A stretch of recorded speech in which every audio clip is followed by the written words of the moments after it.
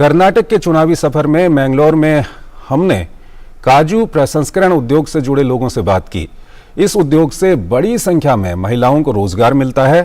चुनावी चर्चा के बीच बीते वर्षों में कितना बदला है मैंगलुरु में काजू प्रोसेसिंग का उद्योग, उनकी क्या है मांग, जानने की कोशिश की हमारे सहयोगी शैलेंद्र मिश्रा ने। कर्नाटक विधानसभा चुनाव में हमारा भी सफर जारी है और हम अलग अलग इलाके में जा रहे हैं, जानने समझने की कोशिश कर रहे हैं कि वहां की क्या खासियत है। हम पहुंचे हैं मैंगलोर में और मैंगलोर में काजू उद्योग किस तरह से आगे बढ़ रहा है, इस पर बातचीत करेंगे। कैसे ये महिलाओं को सपोर्ट कर रहा है, इस पर भी हमारी चर्चा होगी।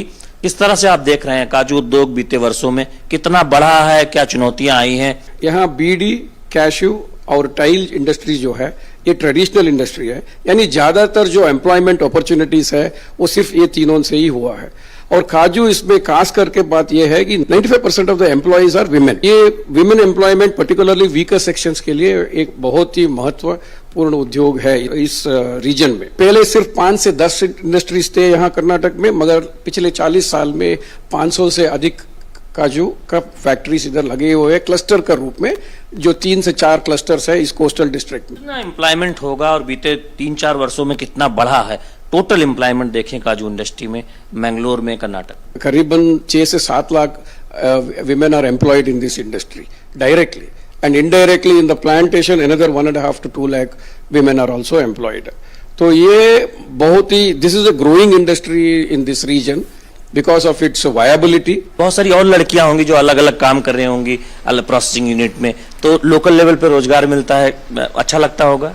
दूर होने से तो हम लोग फैमिली मिलने के लिए तो ज्यादा टाइम लगता है, अभी तो यहाँ पे ही वो अच्छा है सर। कितना माहौल बदला है बीते 3-4 वर्षों में? कुछ सपोर्ट मिला? आपको लगता है कि यहाँ कुछ ज्यादा प्रोडक्शन और प्रोसेसिंग हो रही है और काफी बिजनेस बढ़ रहा है या फिर कोई दिक्कत आई? बिजनेस बढ़ रहा है सर। यहाँ आने के बाद मुझे पहला एक्सपीरियंस है, मेरा MSc होने के बाद यही मैं ज्वाइन हुई हूँ। अच्छा एक्सपीरियंस है। मंगलोर में काजू बिजनेस 40 फैक्ट्री से शुरू होकर अभी 400 फैक्ट्री तक पहुंचा है। जो चुनौतियां आई है इधर कि ये जो है लेबर ओरिएंटेड प्रोसेस है और ज़्यादातर महिलाएं इसमें होती है। हर फैक्ट्री में कम से कम 90% महिलाएं जो रूरल एरिया से आते हैं उनका एम्प्लॉयमेंट होता है। तो एम्प्लॉयमेंट और लेबर ओरिएंटेड होने की वजह से तो प्रोडक्शन कॉस्ट भी उतना ही बढ़ जाता है। सुविधा मिली है, समर्थन मिला इस इंडस्ट्री को सरकार की तरफ से?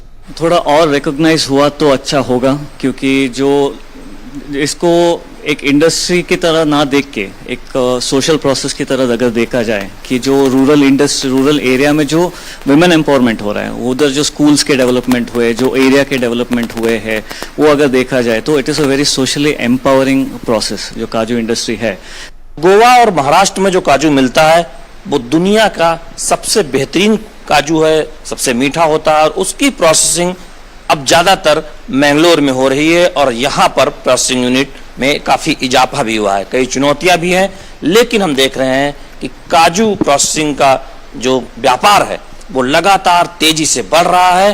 कितना बदलाव देखते हैं इस व्यापार में, कितना बदलाव देखते हैं काजू प्रोसेसिंग? बदलाव मतलब अभी बहुत एडवांस्ड हुआ है कि वो पैकेजिंग में और ये क्वालिटी में सब बदलाव बढ़ोतरी हुआ है।